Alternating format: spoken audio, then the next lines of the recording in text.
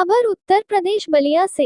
5वें दीक्षांत समारोह में महामहिम राज्यपाल पहुंची और 24,802 विद्यार्थियों को मिली उपाधि। अब खबर विस्तार से। जननायक चंद्रशेखर विश्वविद्यालय के 5वें दीक्षांत समारोह का आयोजन कुलाधिपति आनंदीबेन पटेल की अध्यक्षता में रविवार को विश्वविद्यालय परिसर के दीक्षांत मंडप में हुआ।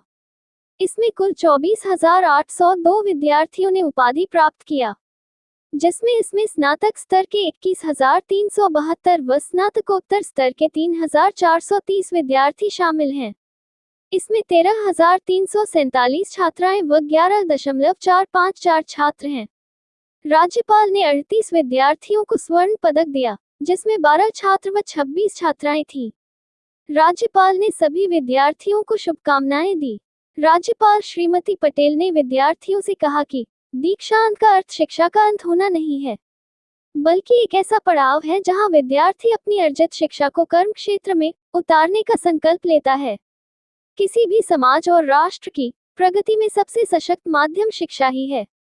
मुझे विश्वास है कि आपने इस विश्वविद्यालय से जो शिक्षा ग्रहण की है, वह आपके जीवन पथ को आलोकित करेगी। उन्होंने कहा कि शिक्षा, राजनीतिक, प्रशासन, खेल और कला आदि कोई भी ऐसा क्षेत्र नहीं बचा है जहां बेटियां अपनी प्रतिभा का लोहा न मनवा रही हों। ये प्रत्येक क्षेत्र में लड़कों की न सिर्फ बराबरी कर रही हैं, बल्कि कई क्षेत्रों में ये लड़कों से आगे नजर आ रही है। सरकार ने महिला सशक्तिकरण के लिए तमाम योजनाएं चलाई। लड़कियों को भी मौका मिला तो परिणाम लाकर दिखा भी दिया। उन्होंने कहा कि हम सबको अपने मौलिक कर्तव्यों को जानना चाहिए और उसका निर्वहन करना चाहिए। युवा पीढ़ी को भी मूल कर्तव्यों का ज्ञान कराया जाना अति आवश्यक है। युवाओं में नशे की लत को लेकर उन्होंने कहा कि समाज में व्याप्त बुराइयों का भी संकल्प युवाओं को लेना हैगा। इतनी उच्च शिक्षा ग्रहण करने के बाद बुराइयों को खुद से दूर नहीं रख सकते तो ऐसी शिक्षा की आवश्यकता नहीं। आगे कहा कि विवि के रिसर्च का लाभ ग्रामीण क्षेत्रों को मिले, गांव वालों की समस्याओं का समाधान करने की पहल हमेशा हो। बेटियों को HPV वैक्सीन जरूर लगवाएं। राज्यपाल ने कहा कि इस देश को स्वस्थ महिलाओं की आवश्यकता है। वर्तमान में कैंसर के बढ़ते प्रकोप को देखते हुए यह जरूरी हो गया है कि हर महिला अपनी बेटी को कैंसर रोधी वैक्सीन जरूर लगवाएं।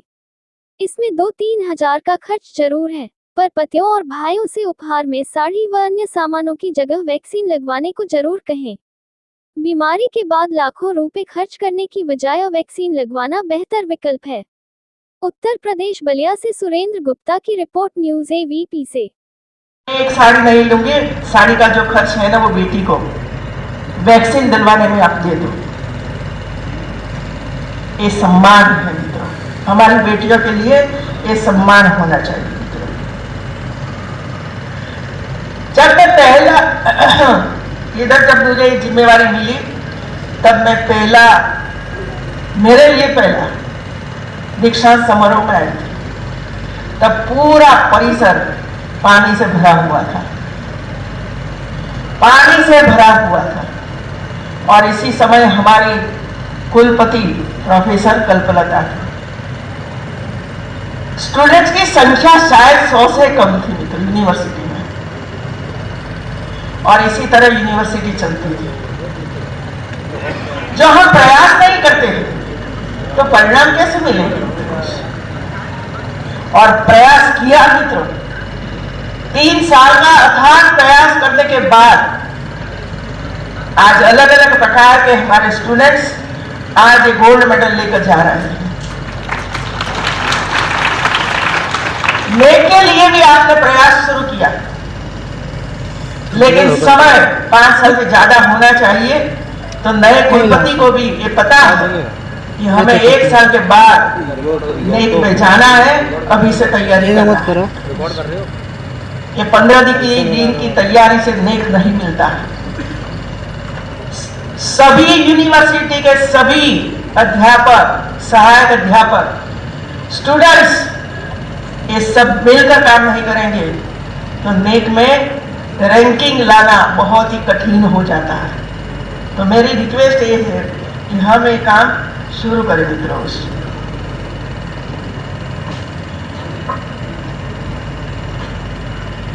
आज हमारे लिए एक ऐतिहासिक दिन है। पूरे देश में संविधान दिवस मनाया जा रहा है। आपको बताना चाहती हूं कि संविधान हमारा मार्गदर्शक है, हमारा मूल ग्रंथ है। संविधान की प्रस्तावना में राष्ट्र की मूल भावना का उल्लेख है। संविधान ने हमें मौलिक अधिकार दिए हैं और आपकी यूनिवर्सिटी का मेन गेट पर ये संविधान का जो मूल भाव है वो लिखा हुआ है, पढ़ते रहिए। संविधान के अनुच्छेद 51 क में हमारे द्वारा किए जाने वाले कर्तव्य को परिभाषित किया गया है। हम अधिकार जानते हैं लेकिन कर्तव्य नहीं जानते। मौलिक अधिकार और कर्तव्य ये दोनों ही संविधान के प्रमुख स्तंभ हैं। मौलिक अधिकारों की तो हम सभी बात करते हैं, इसके लिए आवेदन पत्र देना, इसके लिए धरना करना, इसके लिए किसको मिलने के लिए हमें ये मिलना चाहिए, हमें ये मिलना चाहिए, हमें ये मिलना चाहिए, हम ज्यादा काम नहीं करेंगे, इसके लिए तो काम करते रहते हैं। लेकिन जब कर्तव्य की बात आती है तो हम पीछे हट जाते हैं। लेकिन आवश्यकता है कि हम अपने मूल कर्तव्य को जाने, समझे और उसके अनुरूप भी अपना कार्य व्यवहार करें। मैं आपको ये बताना चाहती हूँ, यदि नेक का एक काम हम लोगों ने नहीं किया होता तो परिणाम आता, बताइए मुझे।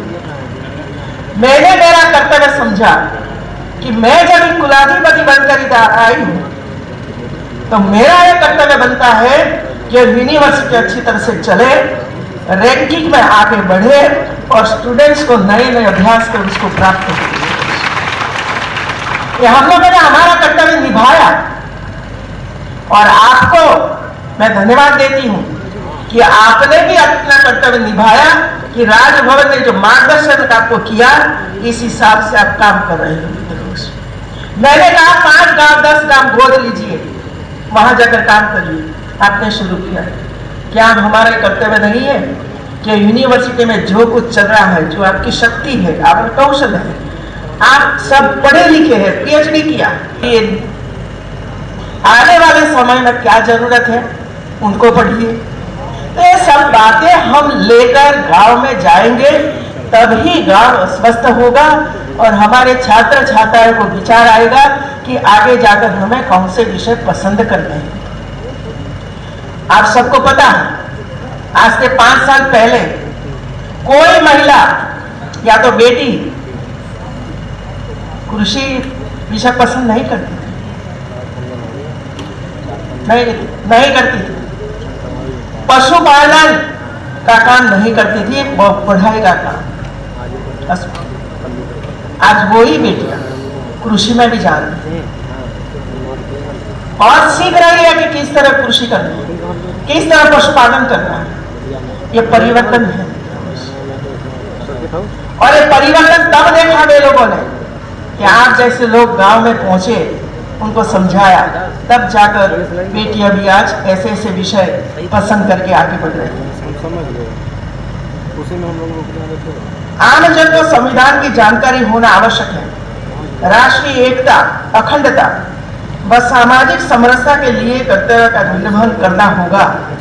मैं चाहती हूं कि विश्वविद्यालय के युवाओं को मूल कर्तव्य का ज्ञान कराने के लिए अभियान चलाया जाए। देश की युवा पीढ़ी को मूल कर्तव्य के बारे में बताया जाना आवश्यक है। बलिया जनपद में कोई इंडस्ट्रीज नहीं है मित्रों। कृषि क्षेत्र के अलावा इनकम जनरेट करने का कोई अवसर इधर के जो स्टूडेंट्स हैं उसको नहीं मिलता है। यहाँ का प्रमुख व्यवसाय कृषि है। इसको दृष्टिगत रखते हुए बलिया जनपद की सब्जियों को विदेश में भेजा जाएगा, जिसमें किसानों की आय दोगुनी होगी। बलिया के ऐतिहासिक सुरा लाल को पर्यटन की दृष्टि से विकसित किया जा रहा है। बलिया में मेडिकल कॉलेज प्रस्तावित है जो शिक्षा एवं स्वास्थ्य के क्षेत्र में अहम भूमिका का निर्वहन करेगा। प्रधानमंत्री कर रहे सुयोग्य राज्यपाल एवं विश्वविद्यालय की माननीय कुलाधिपति श्रीमती आनंदीबेन पटेल जी, विश्वविद्यालय के कुलपति प्रोफेसर संजीत कुमार गुप्ता जी, विशिष्ट अतिथि श्री योगेंद्र उपाध्याय जी, विद्वत परिषद के सदस्य, अतिथिगण, प्रिय छात्र छात्राओं, मेरे लिए आज का दिन बहुत ऐतिहासिक दिन है। चंद्रशेखर जी के नाम पर इस विश्वविद्यालय में आकर मुझे अपने देश को, राष्ट्र में शिक्षा जगत में आने वाले परिवर्तन को और किस तरह से राष्ट्रीय शिक्षा नीति धीरे धीरे जनमानस को प्रभावित कर रही है, ये मुझे समझने का, देखने का और एक मूल्यांकन अपने भीतर करने का मौका मिला। मैं कुलाधिपति जी का, कुलपति जी का और विद्वत परिषद का, कार्यकारी परिषद के सदस्यों का से हम सब लोगों के सामने थे। राष्ट्रीय शिक्षा नीति बनी तो बहुत कुछ अपनी संस्कृति को, अपनी सभ्यता को, अपनी विरासत को, अपने दर्शन को समझने का यहाँ के बुद्धिजीवियों को एक सुअवसर मिला।